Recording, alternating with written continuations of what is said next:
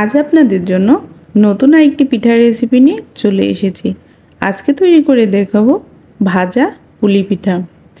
এই পিঠাটি দেখতে যেমন আকর্ষণীয়, খেতেও তেমনই লোভনীয় এবং এটি সংরক্ষণ করা যাবে থেকে 4 মাস পর্যন্ত ডিপ ফ্রিজে।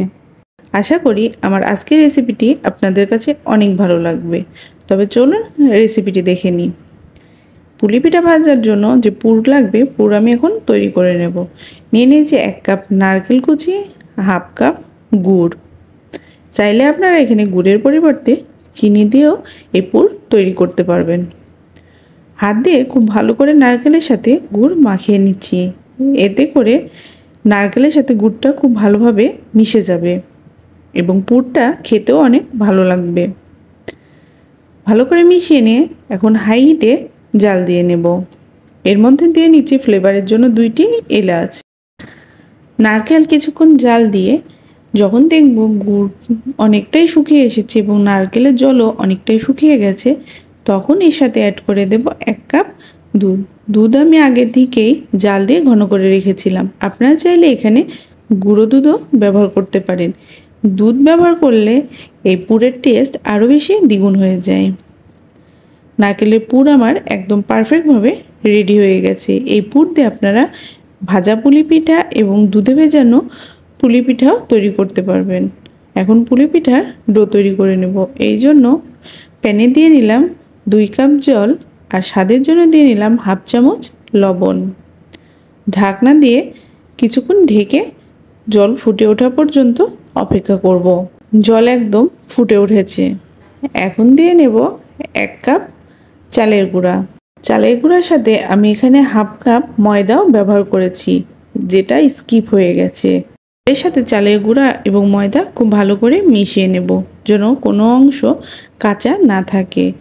চালের গুঁড়ার সাথে যদি ময়দা দিয়ে ডো তৈরি করা যায়, তাহলে ভাজা পুলি পিঠা যখন আমরা তৈরি করব তখন পিঠাগুলো ফেটে যাওয়ার সম্ভাবনা কম থাকে।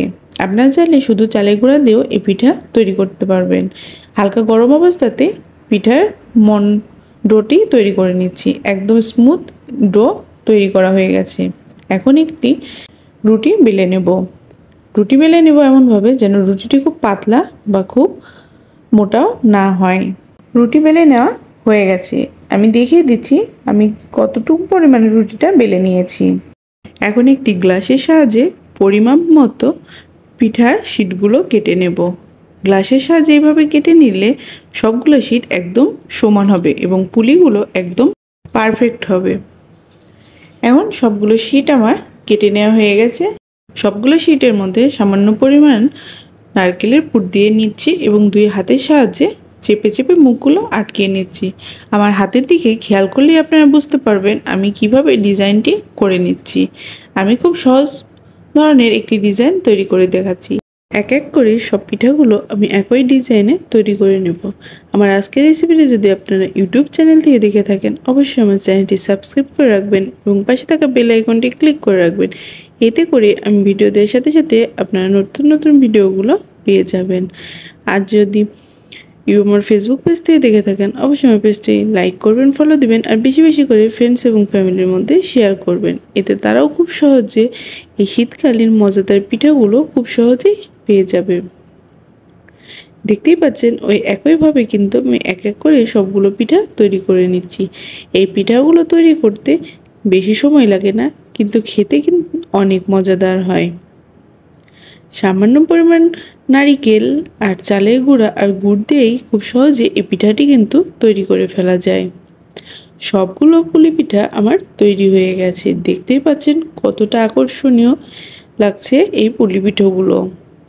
এখন একটি প্যানে পর্যাপ্ত পরিমাণে তেল গরম করে মিডিয়াম টু লো আঁচে সবগুলো পিঠা ভেজে নেব। ছোলার চাল যদি হাই আঁচে করা যায় তাহলে কিন্তু পিঠাগুলো ওপর থেকে পুড়ে যাবে এবং ভেতর থেকে কাঁচা থেকে যাবে।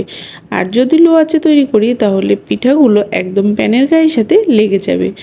তাই চুলার জালটি অবশ্যই মিডিয়াম টু লো আঁচে রাখার চেষ্টা করবেন। সবগুলো পিঠার এক পাশ হয়ে গেলে আমি একটি চামচের সাহায্যে সবগুলো উল্টিয়ে নেব। এই পিঠাগুলো ভাজতে তেমন বেশি সময়ের প্রয়োজন হয় না, আর এই পিঠাগুলো সংরক্ষণও করতে পারবেন বছর জুড়ে। সবগুলো পিঠা আমার ভাজা হয়ে গেছে, আমি এখন তুলে নিচ্ছি। আপনারা চাইলে আরও বেশি ব্রাউন কালার করে নিতে পারেন। দেখতেই পাচ্ছেন ওপরটা কতটা ক্রিস্পি হয়েছে। এক এক করে সবগুলো পুলি পিঠা আমি আবার ভেজে নেব। এখন সার্ভ করে নিচ্ছি। আজকের এই রেসিপিটি যদি আপনাদের ভালো লেগে থাকে অবশ্যই আমাকে কমেন্ট করে জানাবেন। কোনো রেসিপির রেকমেন্ডেশন থাকলে আমাকে কমেন্ট করবেন, আমি চেষ্টা করব সেই রেসিপিটি আপনাদের সামনে তুলে ধরার জন্য। আর এই পুরো রেসিপির উপকরণগুলো আমি ডিসক্রিপশনে দিয়ে রাখবো, আপনারা চাইলে সেগুলো চেক আউট করতে পারেন। আমার চ্যানেলে আরও বিভিন্ন ধরনের পিঠাপুলির রেসিপি রয়েছে, চাইলে সেগুলো আপনারা দেখে নিতে পারেন। আশা করি আপনাদের কাছে অনেক ভালো লাগবে। একটি পুলি পিঠা আমি আপনাদের ভেঙে দেখাচ্ছি। ওপরটা যেমন ক্রিস্পি, ভিতরটা তেমনই রসালো।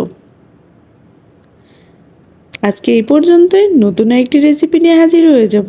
ততক্ষণ পর্যন্ত সবাই সুস্থ থাকবেন, ভালো থাকবেন। ধন্যবাদ সবাইকে এই পুরো রেসিপিটি আমার সাথে থাকার জন্য।